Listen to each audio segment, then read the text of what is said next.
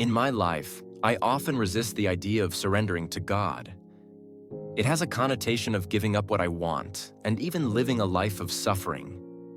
It reminds me of the cross and how Jesus tells us to deny ourselves and take up our cross. And in times when I already feel that life takes enough from me or that God is a demanding judge, I find it nearly impossible to surrender, even in the small ways. I avoid time with God in favor of my own pursuits. I make decisions without considering what God might desire. In short, I avoid the things in life that feel like crosses or that touch the nerve of fear inside of me.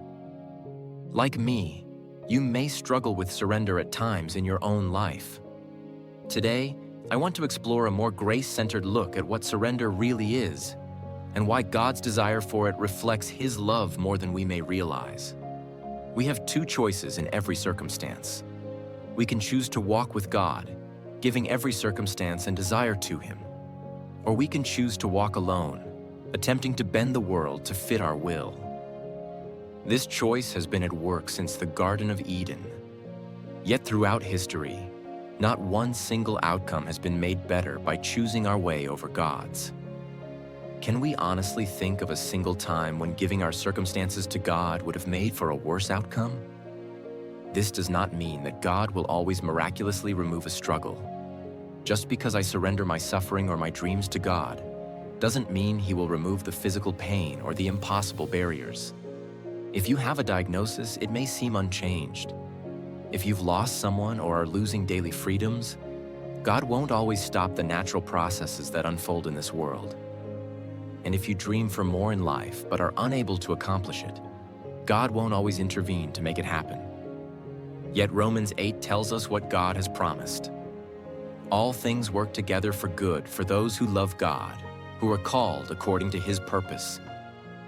This means that even when something feels like an ending or a situation seems hopeless, God is able to work through it.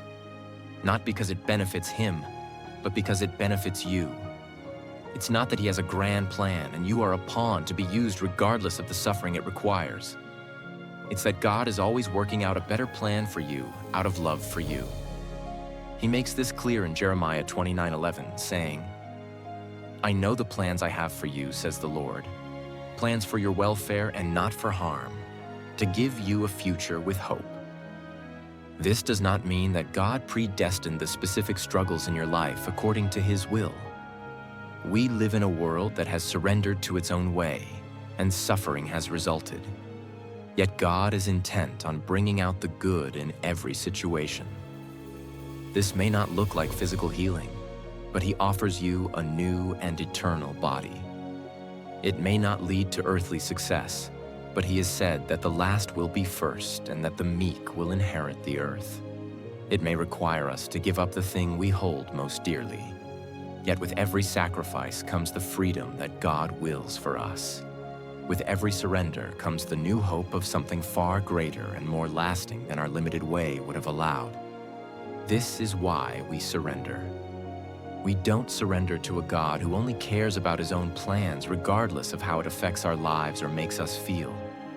We surrender to a master craftsman with the power to work good out of any evil, and one who is obsessed with loving us.